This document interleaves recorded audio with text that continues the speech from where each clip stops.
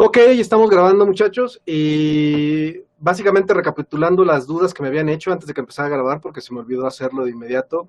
Me preguntaron y que como cuántas preguntas iba a haber en el examen, depende. Si son las preguntas fáciles, voy a poner muchas, varias decenas. Si las considero suficientemente difíciles, es posible que vengan menos de 10. Y me preguntaron cuánto tiempo va a durar el examen. Justamente depende de la dificultad de las preguntas. Todavía no lo determino, pero va a estar entre 1 hora y 2 horas. Y si es de 2 horas, que yo considero difícil el examen, entonces les conviene que sea 1 hora. Y les aviso hoy en la noche cuando ya esté el examen y se les manda un correo diciéndole cuánto tiempo tienen que asignarle para hacer el examen. Va a ser la misma dinámica de los exámenes semanales. El examen parcial va a estar disponible desde el mediodía y van a tener hasta la medianoche para hacerlo. Una vez que lo comiencen, tienen 2 horas o 1 hora, dependiendo de cuánto tiempo dé, para terminarlo. Y me preguntaron que demostraciones de qué estilo van a venir: demostración de correctez de algoritmos, demostración de propiedades de árboles binarios, demostración de que una función está en la O grandota de alguna otra función, ¿ok? Y no van a ser nada más polinomios, o sea, algunos van a estar complicados. Algunas de esas demostraciones no van a ser triviales, definitivamente. Y la demostración de correctez va a ser del estilo de selection sort, con la diferencia de que no va a haber doble iteración, entonces debería ser más sencillo. Pero si viniera una doble iteración, tienen que usar el mismo truco que usamos en el libro. La parten en dos demostraciones. Demuestran el ciclo interior con un lema y demuestran como un teorema el ciclo exterior. ¿Se me está yendo algo de lo que ya respondí? ¿O sí cubrí todo? Sí, correcto. El capítulo. Básicamente hasta el capítulo 14 del libro vendrá en el examen parcial. Sí, básicamente. Ok. ¿Alguna otra pregunta del examen o del curso?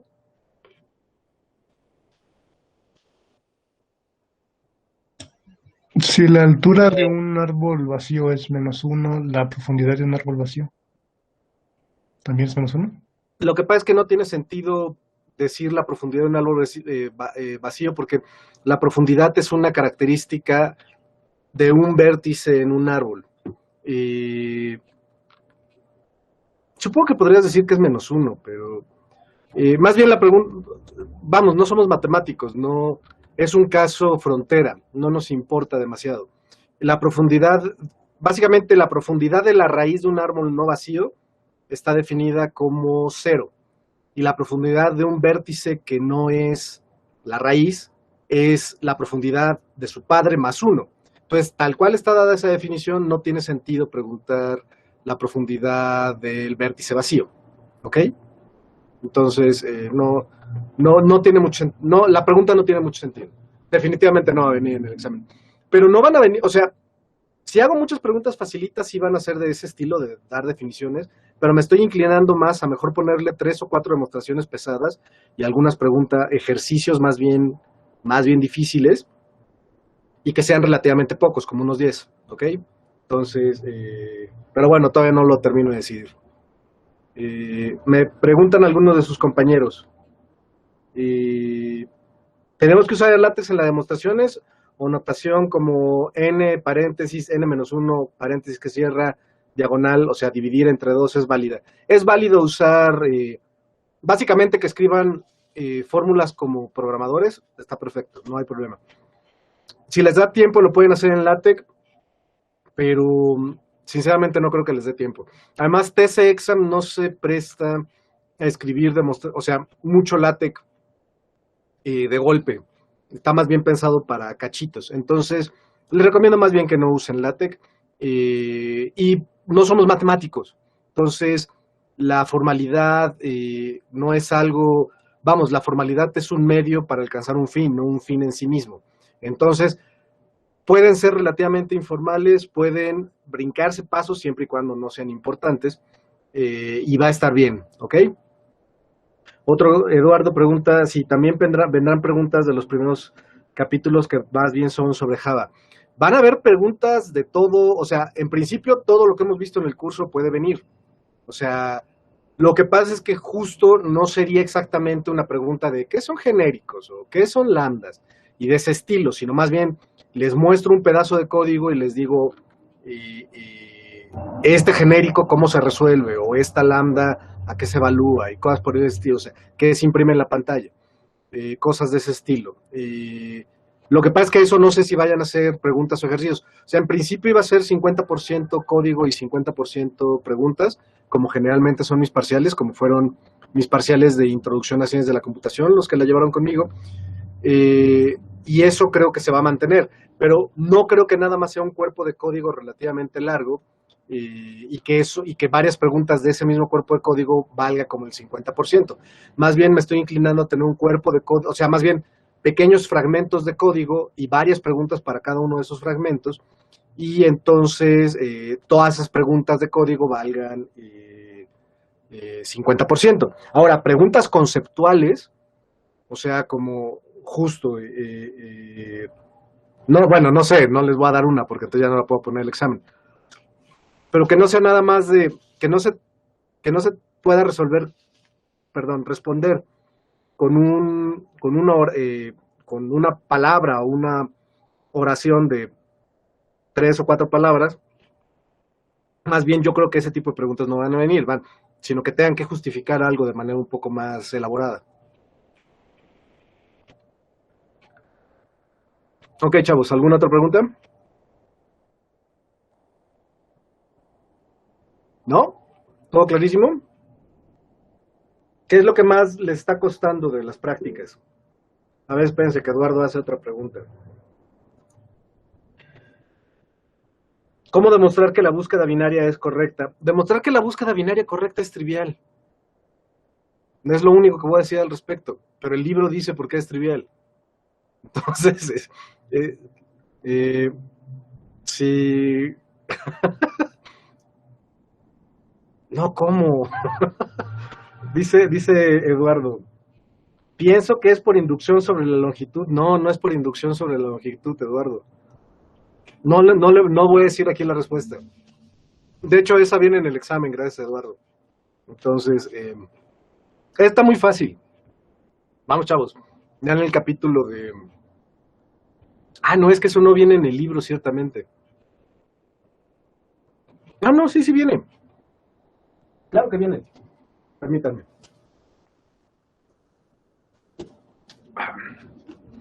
Nada más les voy a decir el capítulo, por supuesto, no les voy a decir... no les voy a decir en qué página y demás, pero... Permítanme.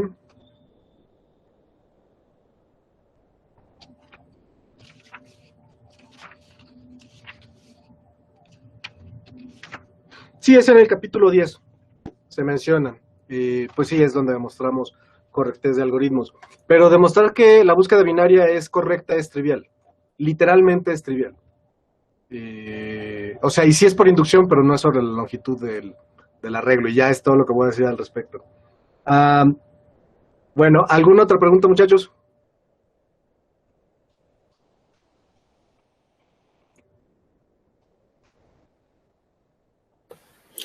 ¿Vendrán preguntas relacionadas como con la práctica y así? Métodos o como en la parte del código usualmente. Pues más bien, de nuevo, o sea, lo que pasa es que esas preguntas serían triviales en el sentido de que es en línea el examen, entonces se meten al repositorio y ya ven las cosas. Más bien sería preguntas conceptuales de por qué hacemos tal o cual, por qué tal o cual decisión de diseño con algunas de las prácticas, ¿ok? O que tenga que ver con los conceptos que hemos cubierto en el curso.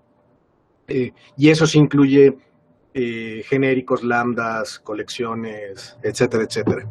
Sale encapsulamiento y demás. O sea, se da por hecho que saben orientación a objetos y todo lo relacionado. Lo que dice el libro que tienen que tener antes de empezar el curso. ¿Ok? Entonces, más bien sería, justamente, ¿por qué se aplica tal o cual decisión de diseño? Ah, pues por este concepto de orientación a objetos o cosas por el estilo. ¿Ok? No sé, a ver, si no tienen más dudas concretas, pues no sé, ¿qué problemas, qué es lo que más les está costando con las prácticas? Digo, si no las están bajando en línea, que por supuesto, no dudo que algunos crean que es buena idea hacer eso. ¿Cómo van con el primer proyecto?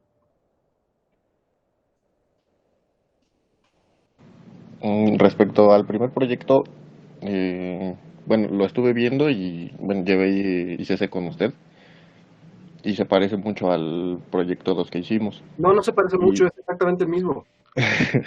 bueno, y quería saber si podemos como, o sea, basarnos en la idea que tuvimos del primero y pues ya nada más como O sea, mejorarlo. por Ujú. supuesto que sí, o sea, sí se pueden basar, pero espero mucho, o sea, un proyecto que le hubiera puesto 10 en ICC, no necesariamente le voy a poner 10 en estructuras de datos. En primer lugar, espero que utilicen las estructuras de datos de manera interesante. Y, o sea, obviamente tienen que usar alguna de las estructuras de datos correspondientes que vimos para realizar el ordenamiento, pero pueden utilizar estructuras de datos para muchas más cosas en el proyecto. Si ni siquiera se les ha ocurrido, para qué, pues quiere decir que no han pensado mucho al respecto, pero pueden utilizar varias estructuras de datos para lo que va a ser, para lo que tiene que hacer el proyecto, además del ordenamiento. ¿Ok?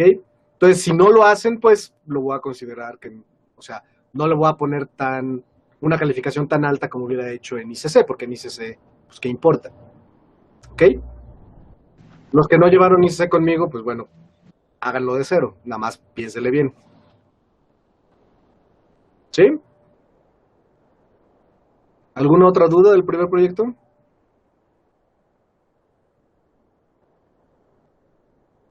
También está en línea, ¿eh? Lo pueden buscar, pero lo que les dije en el correo donde les avisé que ya estaba.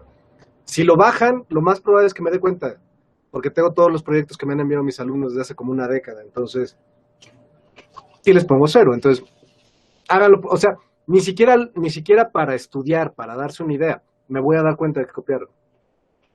La única forma de que no me daría cuenta es que lo cambiaran tanto que fuera completamente distinto, y en ese sentido sería mucho más fácil si lo hicieran por su cuenta. ¿Ok? Bueno, ¿alguna otra pregunta, muchachos? Porque tampoco la idea es así de, ahí estaba aburrido, entonces me voy a conectar a la videoconferencia de Canec. No sé qué más tienen que preguntar o qué decir, o qué problemas están teniendo con las prácticas o con el proyecto, o con los exámenes.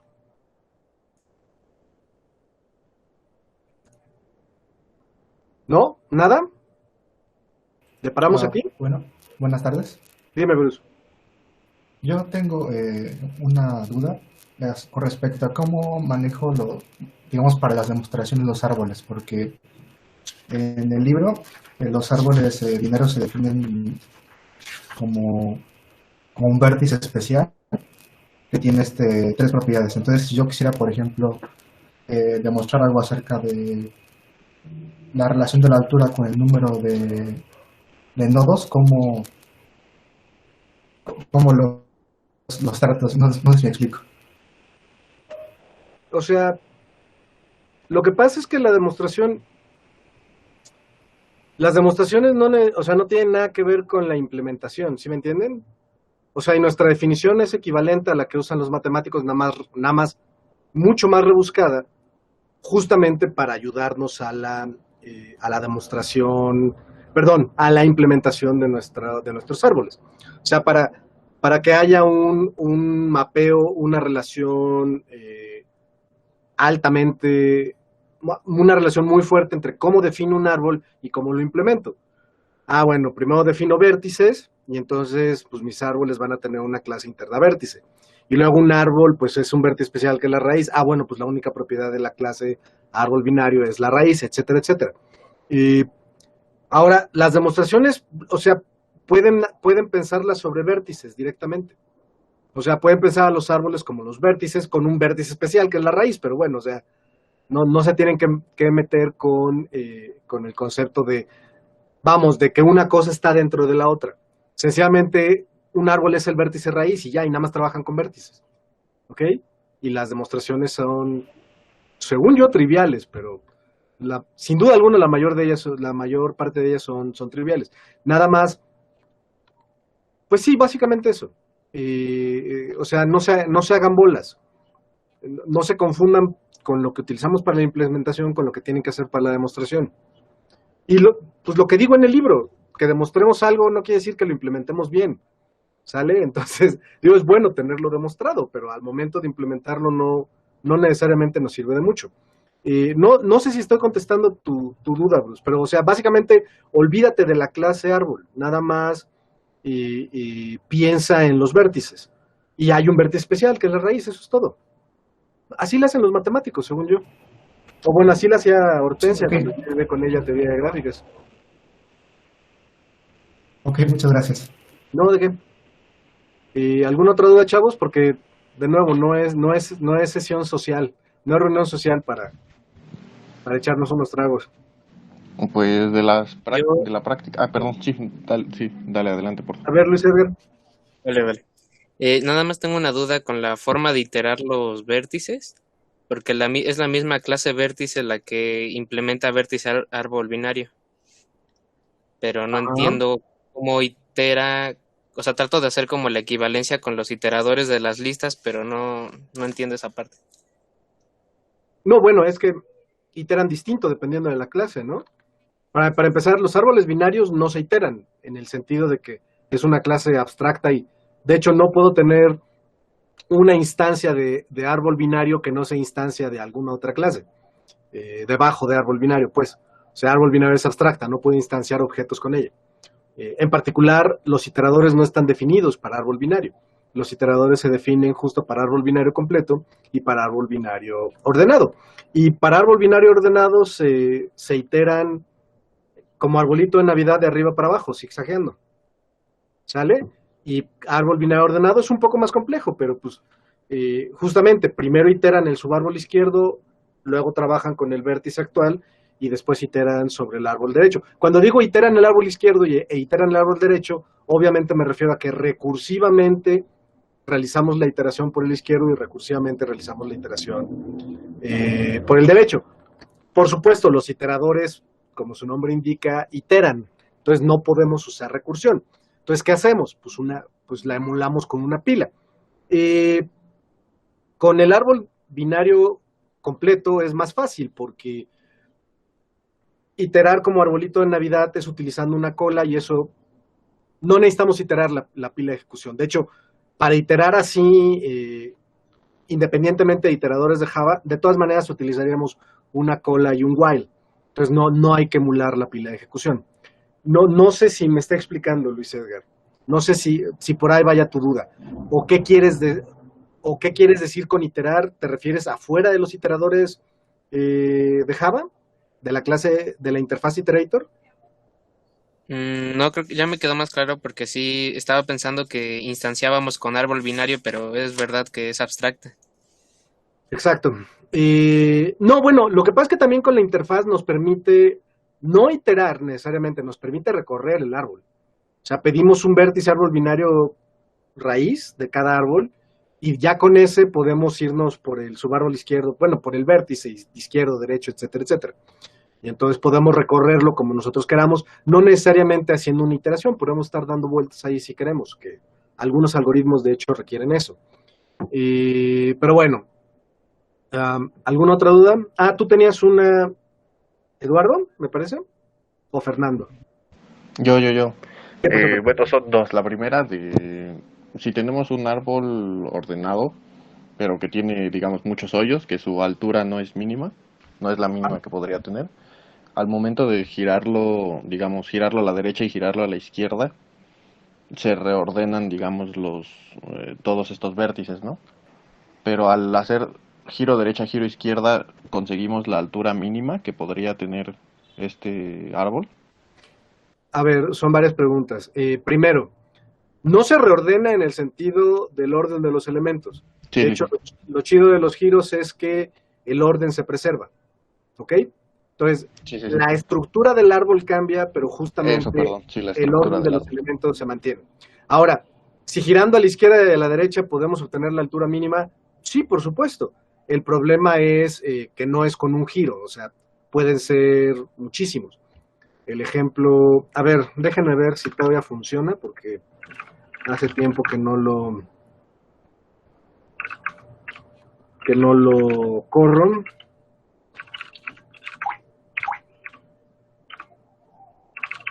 Bueno, pues todavía compila, eso es buena señal. A ver, les voy a compartir mi pantalla.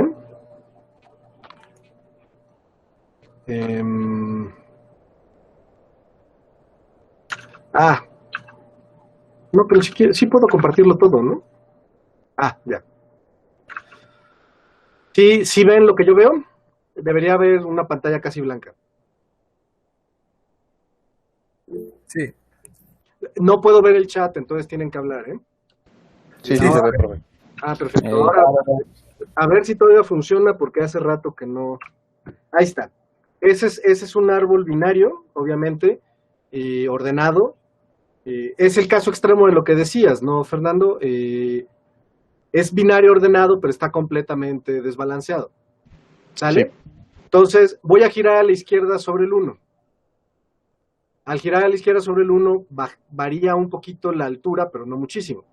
Sigue bastante desbalanceado. Entonces voy a girar a la izquierda ahora sobre el 3. Entonces ya está. No, eso no era sobre el 3, ¿es sobre el 2? Sí, es sobre el 2. Ya está un poquito mejor, pero todavía no me gusta. Giré a la izquierda sobre el 2.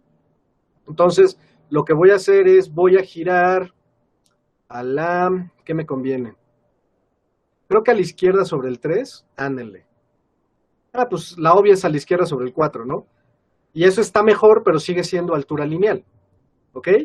Entonces ahora voy a girar a la derecha sobre el 3. Ya está quedando mejor. Ahora voy a girar a la izquierda sobre el 7. Mucho mejor. A la derecha sobre el 4. Y a la izquierda sobre el 6. Entonces, es un árbol, ¿cuántos tiene? 9. No, pues de por sí no podía quedar mucho mejor. Está justamente entre 7, que sería el árbol binario completo de altura 2, y 15, que sería el árbol binario, árbol binario lleno de altura 2, y 15, que es el árbol binario lleno de altura 3. Entonces, altura 3 es lo mejor que podemos tener. ¿Sale? Voy a dejar de compartir. Entonces, ¿cuál es el problema? O sea, justamente los giros me permiten rebalancear el árbol. El problema es que dado un árbol muy desbalanceado, quién sabe cuántos giros tenga que realizar. Pero sí, por supuesto que puedo llegar a la altura mínima. De hecho, ahorita llegamos a la altura mínima. El problema es que ni siquiera los conté, pero seguramente además no lo hice bien. Hay maneras más eficientes de hacerlo. Pero de todas maneras, sería, por definición, lo más rápido que podríamos hacerlo es en el N. Porque si no... Estoy pensando, estoy casi seguro de eso, pero debe ser cierto. Que lo más rápido que podamos hacerlo sea en el N. Entonces, no vale mucho la pena tenerlo todo desbalanceado y después balancearlo. Lo que va a valer la pena es tener el árbol originalmente balanceado, que es trivial, porque un árbol vacío por definición está balanceado, y más bien cada vez que agreguemos elementos, mantenerlo balanceado. Y sí, para eso vamos a utilizar giros. ¿Sí responde eso a tu pregunta, Fernando? Francisco, Sí, perdón. sí. ¿O fue Fernando? Ya me confundí. Se me mueven Sí. los... Sí, porque además... Soy como yo, no- Fernando, pero... como No, no nada pones más es tu- su foto. Ajá. No, pero sí, o sea, me refería nada más a, o sea, sí, como que si era, cuántos era el, digamos, el mínimo número de giros que podríamos hacer o así, pero dice que depende mucho, ¿no? Del árbol y no hay como tal, como una fórmula que nos lo diga o tal. Más Estoy... lo preguntaba por, o sea, pensaba que a lo mejor podría haber alguna demostración detrás de eso o algo que pudiera ver, No, digamos, en un seguro parcial, hay un pero algoritmo que dado un árbol desbalanceado, lo balancea. O sea, no poquito desbalanceado. Lo que vamos a ver con árboles rojinegros y árboles ABL es justamente cómo balancear árboles desbalanceados. La cosa es que van a estar desbalanceados un poquito, nada más por un elemento, básicamente. Entonces, seguro se puede hacer un algoritmo que dado un árbol completamente desbalanceado, o sea, tan desbalanceado como queramos, lo balancee. Lo que yo digo es que ese algoritmo probablemente tiene complejidad en tiempo en el N. Entonces no vale tanto la pena hacerlo. Y se puede demostrar que ese algoritmo es correcto, sin duda alguna. No lo conozco, no creo que, o sea, sin duda alguna existe, nada más yo no lo conozco porque no es un algoritmo muy útil. Lo que quieres es mantener el árbol balanceado. No, o sea, si ya lo dejaste que se desbalancee mucho, ya perdiste. Entonces, más bien, no tiene mucho sentido andarlo balanceando, pero sin duda alguna se puede. ¿Ok? Ok, ok. A ver, espérenme. Ok. ¿Alguna otra pregunta, muchachos? Sí, también otra duda respecto a las prácticas, esta creo que es como un poquito más elemental, pero como que sigo sin entender muy bien la diferencia entre, o más bien la utilidad de vértice, de la interfaz, que creo que es vértice árbol binario y vértice. No. Primero, o sea, a ver, incluso nada más con árbol binario ordenado y árbol binario completo ya tiene utilidad la interfaz. ¿Qué utilidad tiene? Lo dije en el video que subí, por cierto, la utilidad que tiene es que es una interfaz de solo lectura. Entonces, cuando afuera de la clase árbol binario, binario ordenado y binario completo, pedimos un vértice árbol binario y nos lo dan nuestros árboles, no podemos modificar el estado del árbol. El estado del árbol se mantiene. ¿Ok? O sea, podemos recorrerlo. Justamente los vértices árbol binario, como un poco los nodos en la clase lista, me permiten recorrerlo, pero de manera solo lectura, entonces no lo modifico. Entonces, la interfaz, la existencia de la interfaz, me permite seguir recorriendo el árbol independientemente de sus iteradores y preservando el encapsulamiento de datos. En ese sentido, sí es fundamental que tengamos vértice árbol binario. Podríamos haber hecho lo mismo con listas, tener una interfaz nodo-lista y que los nodos implementaran esa interfaz y entonces tener métodos de solo lectura para los nodos y no permitir modificarlos. Pero en la lista no importa porque los iteradores recorren la lista, especialmente los iteradores lista, recorren la lista igual de bien que los nodos, entonces no hay problema. Con los vértices de los árboles sí quiero poder recorrer el árbol sin estar restringido por el orden dado por sus iteradores. Entonces sí necesito una manera de manipular, más bien, de tener accesibles a los vértices, pero justamente de no dejar que los modifiquen. Ahora, esto también se pudo haber conseguido haciendo la clase vértice interna de árbol pública en lugar de protegida, y con las propiedades privadas y los getters públicos, nada más, sin seeders. Entonces, funcionaría exactamente igual de bien y no necesitaríamos vértice árbol binario. Pero en primer lugar, esto es un poco sucio, y en segundo lugar, vamos a necesitar sobrecargar los vértices, más bien, vamos a necesitar extender la clase vértice en árboles rojinegros y en árboles ABL. En los árboles rojinegros les vamos a tener que poner una propiedad para el color, rojo o negro, y en árboles ABL les vamos a tener una propiedad para la altura, porque con colores y con altura es que los rojinegros y los ABL se mantienen balanceados a sí mismos, ¿ok? Entonces, el tener una interfaz me permite trabajar con todos los vértices sin tener que preocuparme cuál es cuál, y está más padre. No sé si eso resuelva tu pregunta. O sea, sí hay otras maneras de hacerlo, pero a mí me parece, lo más limpio en general es utilizar una interfaz para estas cosas. O sea, justamente restringes el acceso, restringes a lo que la interfaz dice que puede hacer y te permite trabajar con múltiples clases sin ningún problema. ¿Ok? Ok, y lo que nos hace mucho énfasis en que siempre que vayamos a instanciar un nuevo vértice, debe de ser un nuevo vértice de esta interfaz, ¿no? No. O sea, si instancias un objeto de vértice, la clase interna protegida de árbol binario, por definición es instancia de vértice árbol binario, porque la clase vértice implementa la interfaz vértice árbol binario. No, lo que les digo es que utilicen el método nuevo vértice, no que instancien directamente con new. ¿Por qué? Porque los árboles rojinegros y los árboles ABL van a utilizar vértices distintos. Entonces, si utilizan new, ustedes, por ejemplo, en agrega de árbol binario ordenado, si utilizan new vértice, al crear un nuevo vértice para agregar, cuando veamos árboles rojinegros se cuelga del método agrega de árbol binario ordenado. No lo sobrecarga por completo. ¿Okay? Lo manda a llamar. No, o sea, sí lo sobrecarga, pero lo primero que hace es mandar llamar el vértice agrega de árbol binario ordenado. Y entonces si el método agrega de árbol binario ordenado hace new vértice, pues entonces el nuevo vértice es instancia de vértice, no de vértice rojinegro, que es la clase interna protegida de árbol rojinegro que va a extender a vértice. ¿Sale? Ah, ok. Es que como ahorita estoy viendo la clase interna vértice, la veo como si fuera nodo antes, ¿no? Que nada más que, digamos que tiene un anterior, que podría ser el padre, pero en vez de tener uno siguiente, tiene dos posibilidades de siguiente, ¿no? Sí, sí, exacto. Y entonces lo que dice es que con los rojinegros y con los ABL van a ser, por así decirlo, diferentes tipos de nodos. Sí, no, exactamente Ok, eso. Van a ser ok, diferentes tipos de nodos. A ver, vale, gracias. tengo que dejar algo bien claro.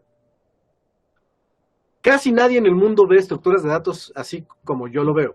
Bueno, o al menos así era hace una década, que sí estudié más o menos a profundidad los planes de estudio de otros lados. ¿Ok? Las estructuras de datos generalmente se veían estructuradamente, o sea, con lenguajes de programación estructurados. O incluso si utilizaban lenguajes de programación orientados a objetos, seguían viéndolas pues como si fuera un lenguaje de programación estructurado. Entonces, en un lenguaje, o sea, lo que mucha gente haría sencillamente sería tener una clase vértice con todo público y trabajar ya, los árboles, pues un árbol es un vértice y ya, nada de una clase que envuelva y demás. A mí me parece esto un grave error porque justamente las estructuras además de que las estructuras de datos por definición realmente son clases, vamos, los tipos de datos abstractos y las estructuras de datos son su implementación concreta. Las estructuras de datos son la implementación concreta de los tipos de datos abstractos. Y los tipos de datos abstractos es lo que da pie a las clases y a la orientación a objetos.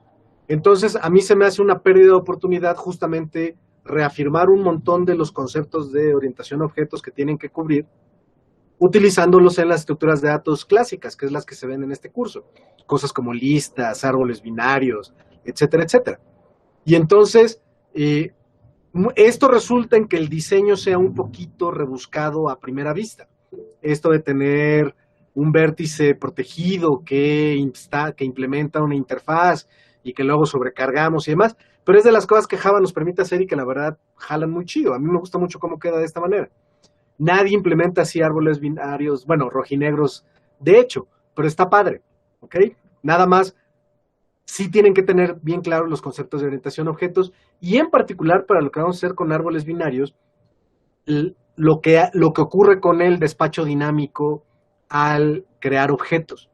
Justamente nos vamos a colgar de cómo funciona el despacho dinámico en Java para que nuestros árboles rojinegros tengan vértices rojinegros, aún usando el código de árbol binario ordenado. ¿Ok? Espero que les quede más claro cuando veamos la práctica de rojinegros. Dejen ver el chat. Rodrigo, todas las clases que hemos visto son tipos de datos abstractos. Todas. O sea, sí nodo, pero también lista, pero también pila, pero también cola, pero también metesaca, pero también ¿qué más vimos? Pues arreglos también si quieren. Y árbol binario ordenado y árbol binario completo. Y la clase vértice. Un tipo de datos abstractos es nada más justamente los datos, cómo están en memoria, la estructura y las operaciones asociadas a esa estructura de memoria, a esa memoria estructurada. Es una clase. Literalmente son las variables de clase y los métodos asociados a la clase. Es literalmente variables de clase y algoritmos.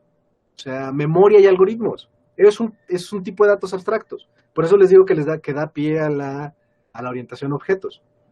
Entonces, y más bien, Rodrigo, el tipo de dato abstracto existe independientemente de la implementación concreta. O sea, el tipo de dato abstracto es lista. Y el tipo de dato abstracto lista, realmente lo único que le importa es las operaciones asociadas a la lista. ¿Ok? Ahora, ¿cómo implementas una lista? Pues una manera es con listas ligadas, como nosotros hicimos, pero otra manera es utilizando un arreglo por debajo. Eso es lo que ocurre en Java. En Java, list es una interfaz. Y las clases concretas son linked list, que toda proporción guardada funcionan muy parecido a como están nuestras listas, y array list, que son listas utilizando arreglos por debajo. Pero las operaciones, el comportamiento de objetos de ambas clases es exactamente el mismo, nada más se implementa de manera distinta. ¿Ok? ¿Sale? Entonces, el tipo de datos abstractos, o sea, podríamos definir formalmente el tipo de datos abstractos para cada una de nuestras clases, pero en general no lo hace, no es necesario. Y el tipo de dato abstracto es independiente de su implementación, que es la estructura de datos como clásicamente se le conoce, o pues, una clase, ya utilizando orientación a objetos. ¿Ok? ¿Sí, Rodrigo? ¿Sí responde eso a tu pregunta?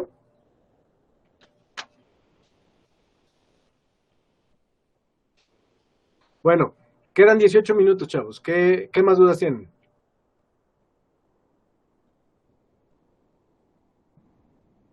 ¿Ya ninguna? ¿Todo clarísimo? ¿Se sienten bien para el examen de mañana? No. Excelente. Muy bien, pues, bueno, pues ya no hay dudas concretas, chavos. Vamos a pararle aquí. Y entonces, más bien, me pueden seguir. Me pregunta Mónica. ¿Cuál es la diferencia entre un árbol binario y un árbol binario donde todos los vértices están cruzados con su padre?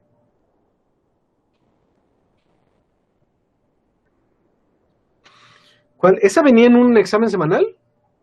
Ya no me acuerdo. Creo que no. ¿Mónica? Sí, vi las respuestas del quinto y sí venía... Bueno, no exactamente eso, pero decía que cuál era la altura de un árbol binario de que todos sus vértices están cruzados. A ver, permítanme. De nuevo les voy a presentar mi pantalla.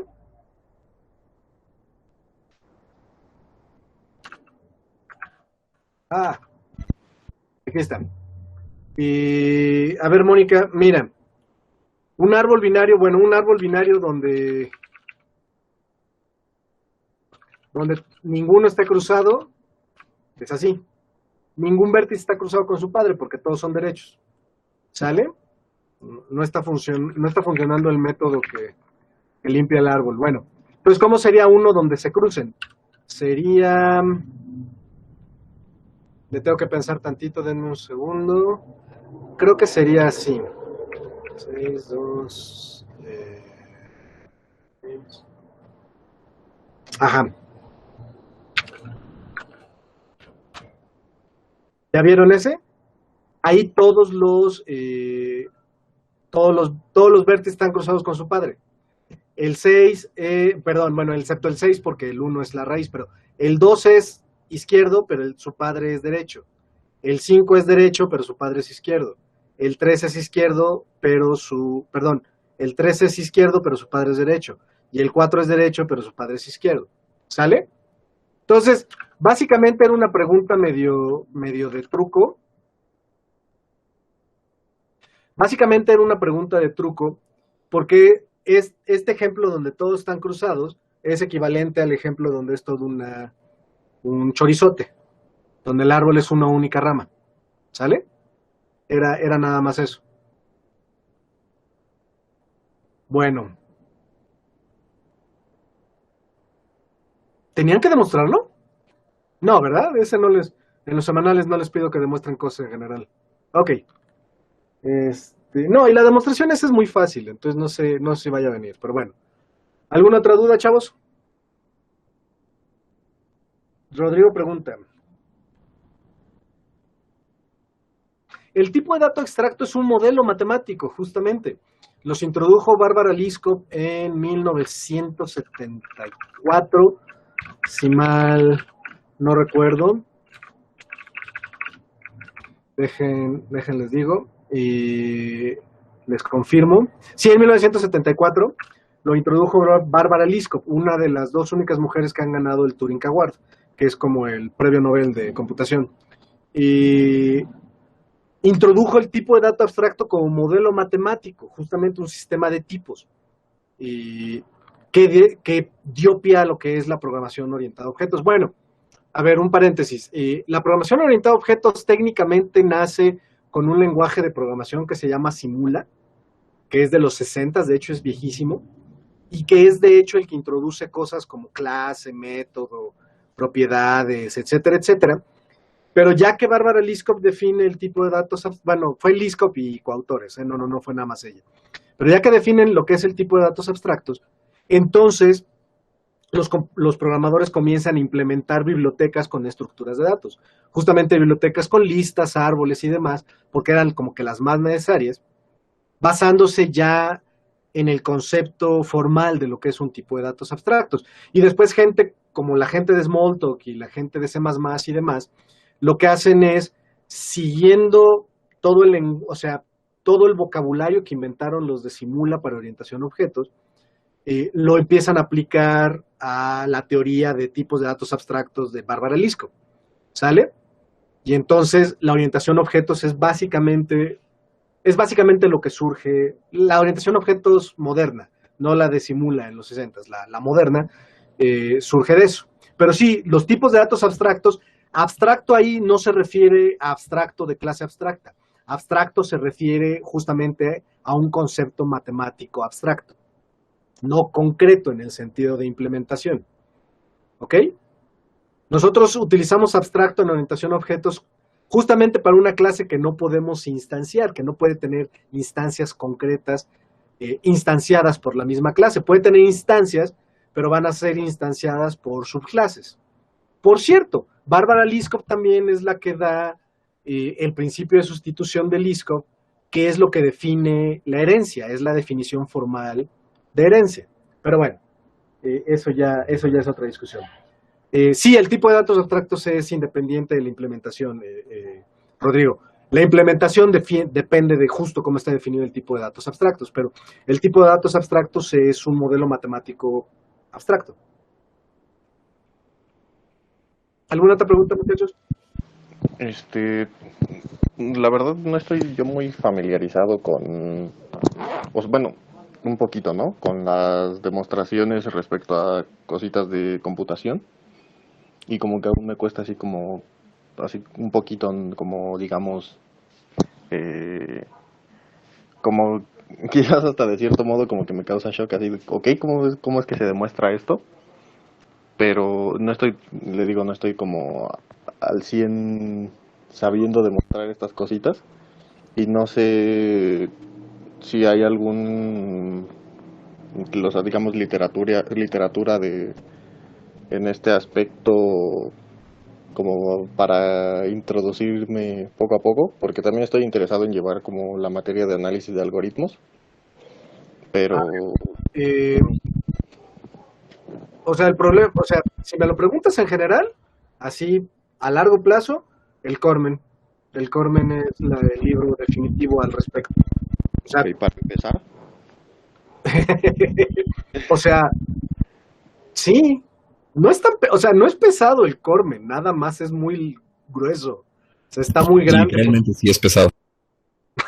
Me refería a que no es pesado de leer. Literalmente lo puedes leer como novela, te va a llevar 8 meses leerlo, pero, lo puedes leer de principio a fin. Mucha gente lo utiliza de consulta, pero es un libro muy bien escrito. Son computólogos que están siendo formales, entonces no es tan pesado como un libro de matemáticas. Bueno, a mí no se me hace como un libro escrito por matemáticos. Es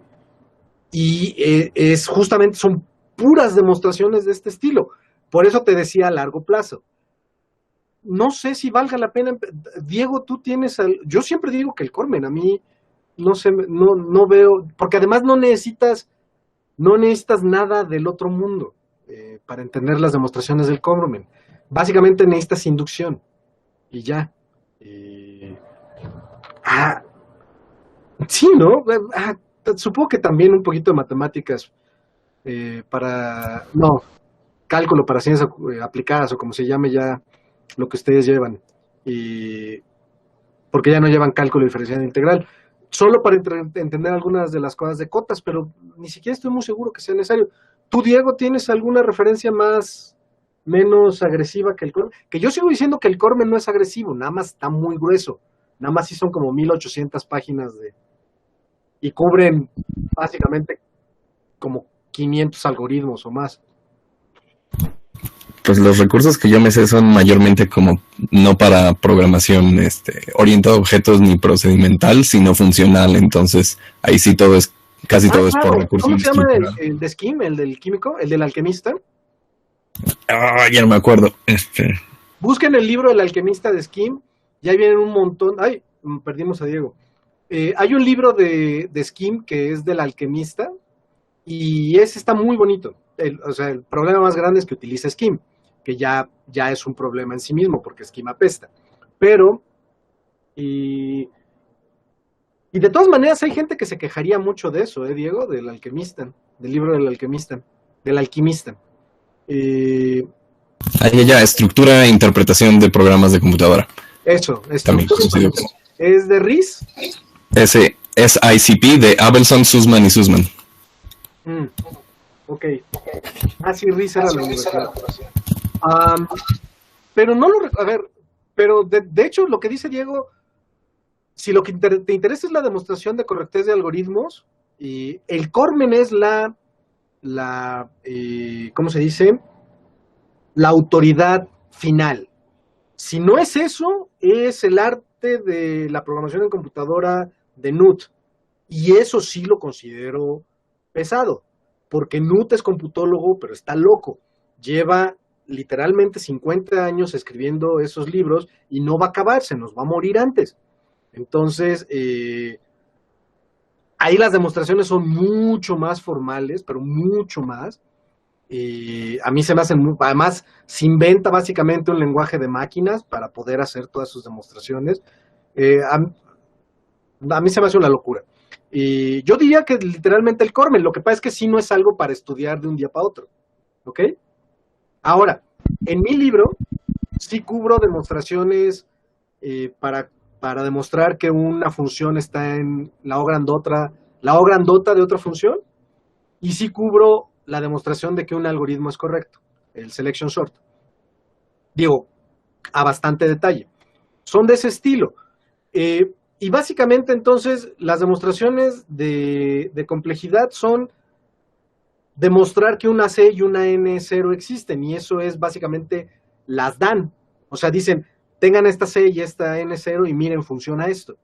Las demostraciones de algoritmos iterativos son, básicamente nada más tienen que encontrar el invariante, es lo único complicado.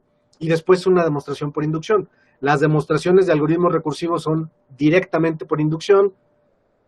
Se las vamos a aceptar en general, incluso si hay manipulación de memoria, porque es el único problema. O sea, en general no se puede hacer demostración por inducción. Vamos, no es una demostración de algoritmo recursivo por inducción, no necesariamente es válida si hay efectos secundarios. Pero en general se los vamos a perdonar porque es un detalle, literalmente. O se puede justificar de manera relativamente sencilla a veces por qué permitimos esos efectos secundarios. ¿Y qué otro tipo de demostraciones dije que iban a venir? Que me falta. La de los árboles. De nuevo, casi todas salen por inducción trivialmente. Yo he visto que tienen problemas a veces con los árboles binarios completos porque justo los árboles binarios completos están como en medio de árboles binarios llenos, ¿no? O sea, tienen un árbol binario lleno y si le agregan o eliminan un elemento, terminan con un árbol binario completo. Pero si siguen agregando o si siguen eliminando a ese árbol binario completo, eventualmente regresa a uno lleno. Intuitivamente eso les debería servir para entender que cualquier demostración en general para árboles binarios completos se puede hacer con árboles binarios llenos y después nada más justificar por qué funciona para los completos. ¿Ok? No se angustien, de todas maneras probablemente reprueben, entonces ¿cuál es el problema?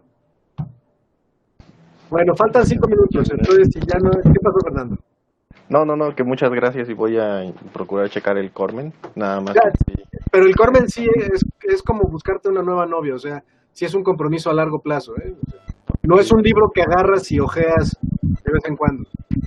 Vale, gracias. Además está carito y sí está pesado, literalmente, como dice. Quiero decir, en peso es pesado. Dice Luis Edgar. Una duda un poco fuera del tema. ¿Tiene planeado dar modelado y programación? Definitivamente no el próximo semestre. Ah, ya vi que la preguntó 2 veces. Sí, no, el próximo semestre no voy a dar. Pero a ver, chavos, se están adelantando. Primero reprueben esta materia y ya luego planean qué nuevas materias van a reprobar, ¿ok? Pero no, definitivamente no voy a dar modelo y programación el próximo semestre. ¿Alguna otra duda, muchachos? ¿No? Bueno, además ya no tenemos mucho tiempo, quedan 4 minutos. Entonces, pues suerte mañana en su examen parcial. Si tienen alguna duda, mándenos un correo. Y como sea, con las demostraciones nada más acuérdense que no somos matemáticos. No tienen que ser súper formales.